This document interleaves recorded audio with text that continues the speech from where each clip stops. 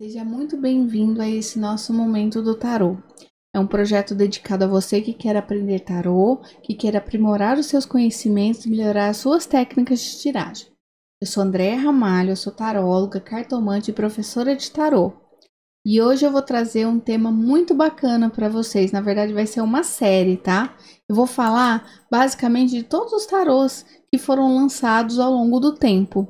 Vou colocar para vocês bastante diferenças, principalmente entre o Marcélia, né? Que é a grande origem do tarô. Como que funciona a leitura de cada um e como que é que de repente você se identifica com algum deles. Então vem comigo e vamos lá. Só que antes de mais nada, eu queria esclarecer algumas dúvidas bem simples para quem principalmente está começando nesse universo do tarô. O que é um deck de tarô? Um deck de tarô nada mais é do que o próprio baralho, né? As cartinhas do tarô, né? E é um nome simplesmente com o mesmo significado de baralho. Mas tecnicamente, a gente escuta muito a respeito de deck e fica um pouco da dúvida. Então, só para deixar esclarecido, né? E por que a gente escuta muito a questão, é deck, por que a gente não fala cartinha, baralho? Eu acho que é mais uma questão de didática mesmo, para as pessoas aprimorarem o vocabulário e poder estar trazendo de uma forma até mais técnica, digamos assim, a palavra deck. Mas nada mais é o baralho, ok? E qual que é a diferença de falar deck, carta, baralho, cartinha? Na verdade, assim, eu não digo nem que é uma questão de ser uma diferença, mas sim uma questão de você estar conversando com alguém e ser empático diante do conhecimento dessa pessoa. Quando eu vejo quando eu me vejo falando com os meus alunos, eu falo muito deck, porque não deixa de ser uma forma didática de você lidar, né, com o tarô, com os seus alunos. Mas eu confesso que eu já fiz tiragens de tarô para alguns adolescentes, por exemplo, e a gente acaba falando cartinha, fala carta. Para alguns adultos a gente acaba falando do baralho, enfim. Então, basicamente, é realmente o trato que você está lidando com as pessoas, né? No momento que você está, de repente, ensinando, de repente que você está conversando com o seu consulente, e como o seu consulente, a pessoa diante de você, se sente mais confortável em estar falando a respeito, né, das cartinhas do tarô. E assim, que tipo de deck que existe? Existe o tarô de Marcélia, que ele é o precursor, o primeiro, o que realmente existe histórico de que é o primeiro tarô inventado é o de Marcélia. Na sequência tem o Rider-Waite, ou Rider-Waite, tem o Todd Crowley, né? E esse veio muito da época do ocultismo e tem muita influência astrológica, tem cabala, tem numerologia. E hoje a gente vai falar dele, de Crowley. É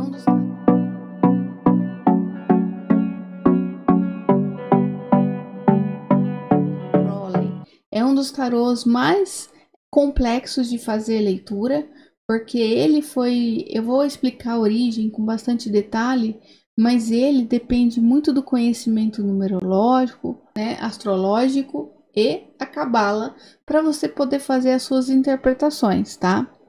Então, bora lá. Só que antes eu vou pedir para você, se você já tá gostando do conteúdo, tá na expectativa de que vai aprender muita coisa aqui, já deixa seu joinha, já se inscreve no canal do Instagram também, que tem muito conteúdo, tem muita coisa boa lá, tá?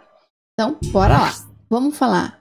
Qual que é a origem do tarô de Crowley? Aleister Crowley, ele nascido em 1875 a 1947, ele foi um grande ocultista, mago e escritor britânico e também foi fundador da doutrina Telema.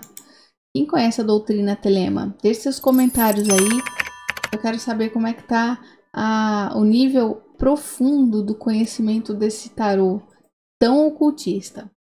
A Telema tinha como base o livro da lei, e de acordo com Crowley foi ditado por Aishas, porta-voz do deus Horus. Eu já vou pedindo desculpas aqui, porque eu não tenho uma pronúncia muito boa. Então, se caso vocês notarem, por favor, já fica minhas desculpas, tá? Na década de 1930, Freda Harris surgiu com Crowley e fizesse uma releitura do tarô tradicional, baseado no livro da lei. Durante 5 anos, trabalharam juntos para fazer as ideias de Crowley ao mundo. Apesar de todo o trabalho, nenhum dos dois conseguiram ver o oráculo publicado.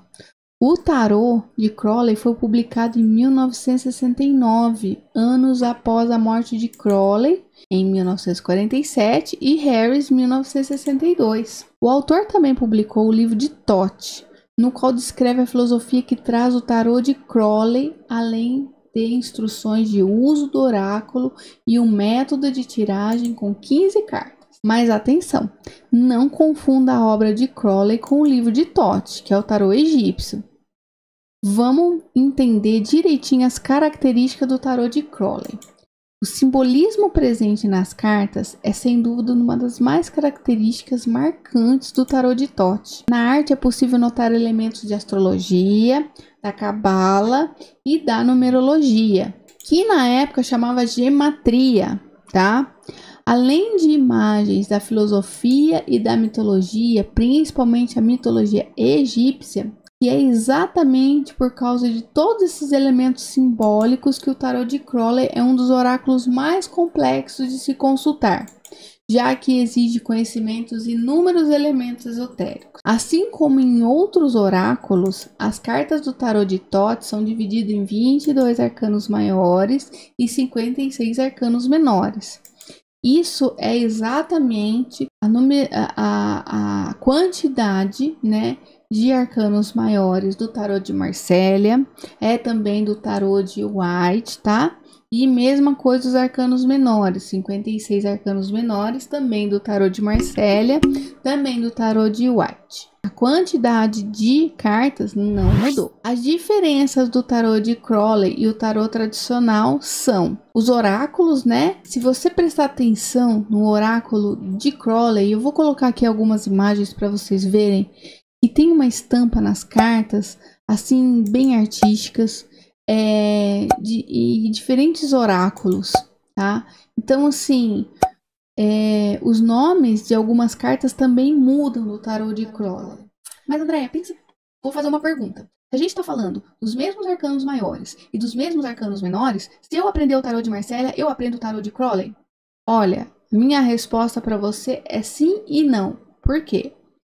Se você, meu conceito, tá? Eu conheço outros astrólogos que não pensam como eu, mas o meu conceito é: se você aprende o tarô de Marsella, que é o precursor, que é o pai do tarô, que é o primeiro tarô existente registrado, sim, você aprende outros tarôs. Mas se de repente você se identifica com o tarô de Thoth, por exemplo, e você entende de numerologia, astrologia, cabala, entende todos os detalhamentos das cartas, a sua imagem, o seu contexto diante dessas 3 artes esotéricas, concorda comigo que quando você pega o Marsella, parece que fica vago?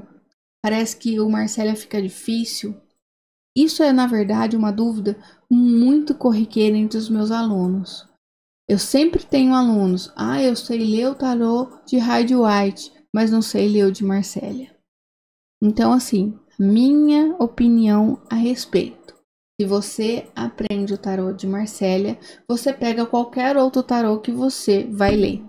É claro que o de Crowley, ele tem anexos, né, de astrologia, cabala e numerologia, que faz com que a sua percepção mais ocultista da leitura fique mais complexa, tá? Então vamos lá. Então, assim, alguns nomes das cartas de Crowley é diferente do de Marsella. Eu vou ficar pequenininha para mim colocar para vocês as 2 imagens, tá? E já vou falando para vocês exatamente o nome da carta e a que carta corresponde com o tarô de Marsella.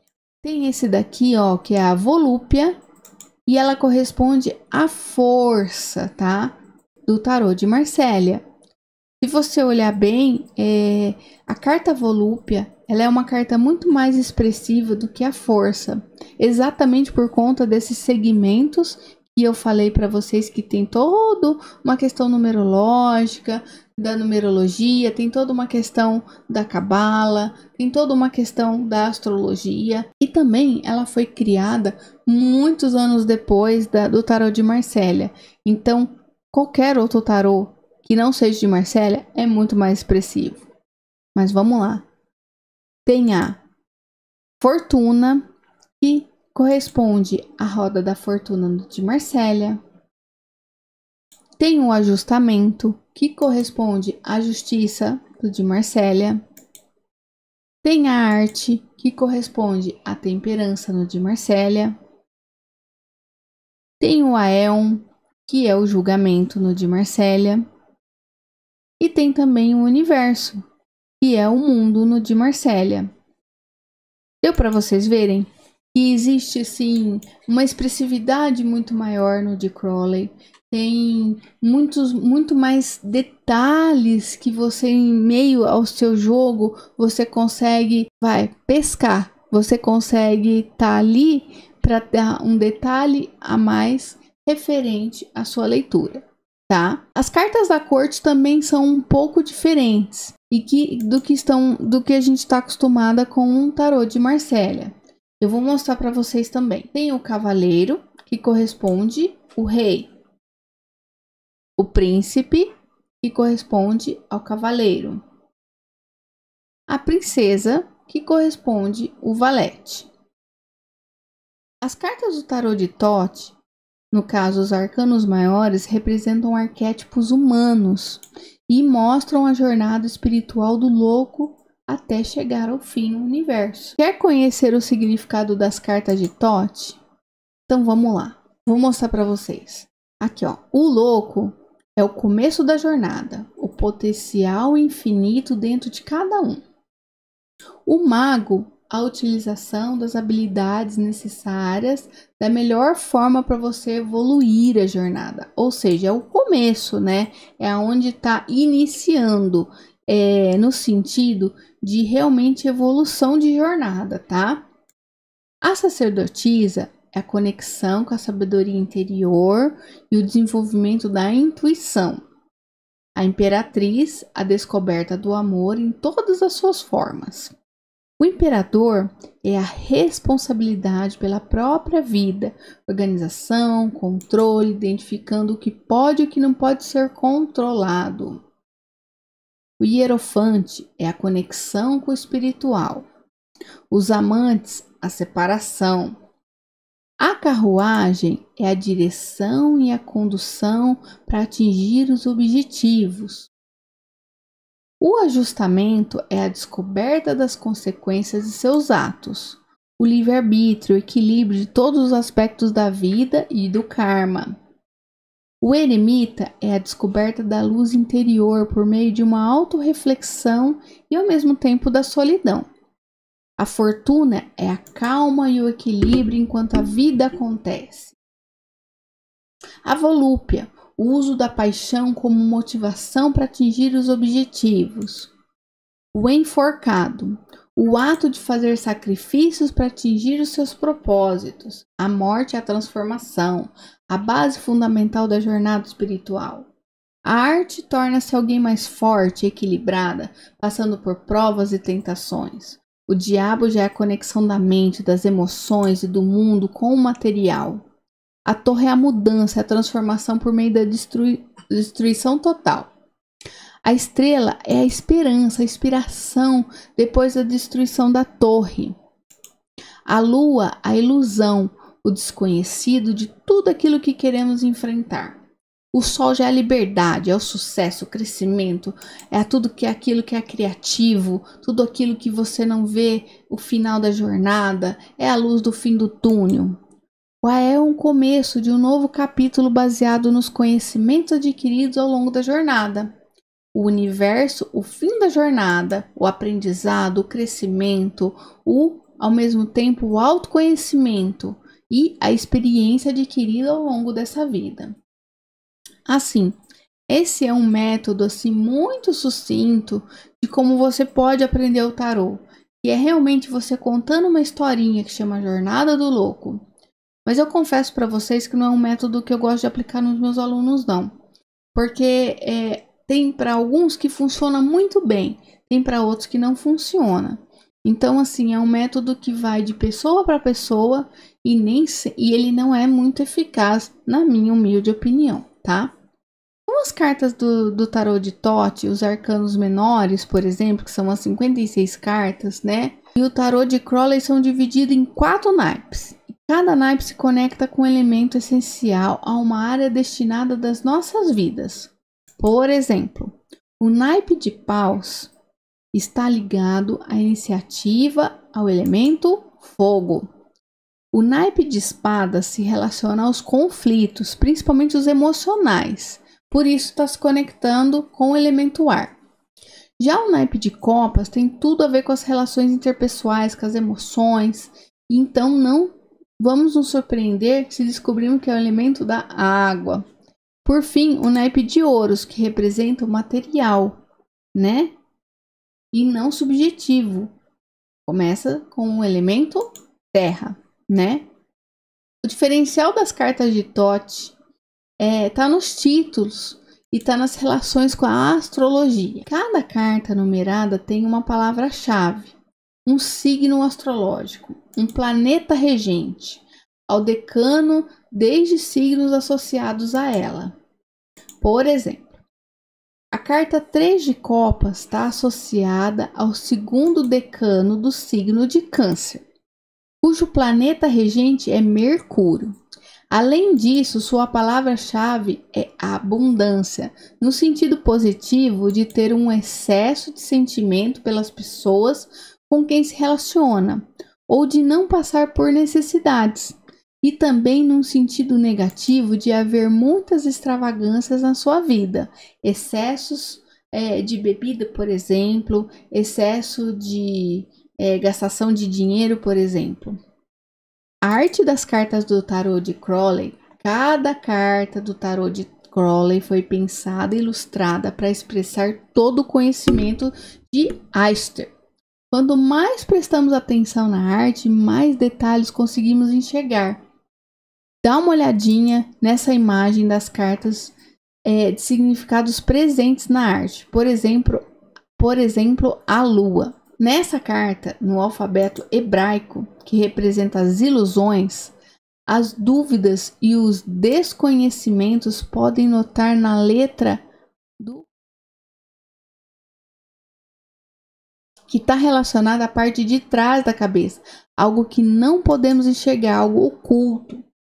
Na astrologia também podemos perceber o símbolo de peixes, frequentemente associado às emoções e subconsciente. Se você prestar muito bem no signo de peixes, é um signo assim totalmente aéreo. Ele é como se você visse um peixe nadando sem muito objetivo. Então essa é a simbologia, né? Na mitologia egípcia, na parte de baixo da carta, há um escaravelho que representa o deus Kepri, na mitologia egípcia, carregando um disco solar, nossa mente consciente que enfrenta os medos e as inseguranças presentes nos nossos inconscientes. E na parte superior, o deus Sete, à esquerda, segura o símbolo do planeta Mercúrio, que representa a mente lógica e o pensamento racional. Esse deus às vezes é ligado à figura de um trickster. É um ser que atinge um objetivo usando trapaças e ilusões. Já o deus Anubis gave the Scorpion King command of his army. Representa um guia para as almas que alternam entre o mundo consciente e o mundo inconsciente. E ele segura os símbolos de Netuno e de Vênus, também ligados ao signo de Peixes. Agora, se você olhar, por exemplo, esse 2 de paus, tá? As cores usadas nessa carta não deixa dúvida de que se trata de uma carta cheia de energia e vontade. Quando prestamos atenção aos detalhes, conseguimos entender ainda melhor o seu significado.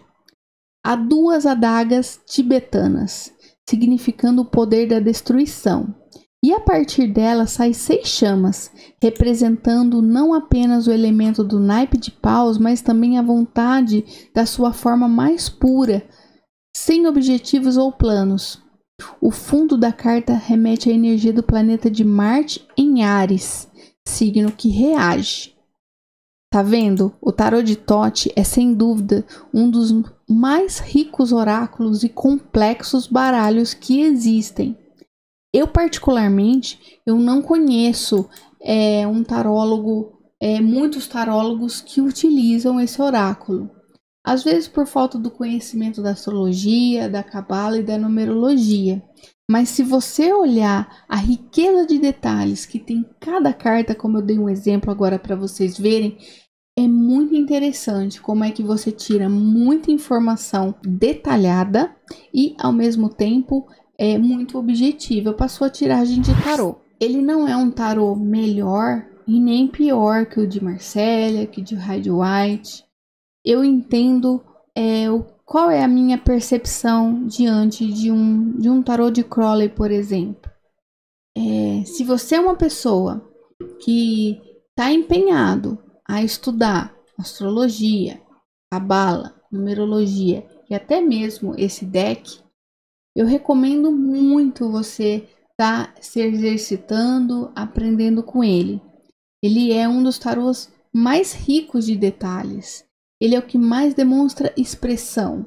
Ele é o que mais demonstra informações ocultistas para você poder fazer a sua tiragem de tarô. Mas assim, aí vem a pergunta, mas Andréia, se eu pegar um Crowley e depois eu pego um Marcélia? Muito provavelmente que não. Por quê? Porque, como eu falei, o tarô de Marcélia ele é o precursor, ele é o primeirão.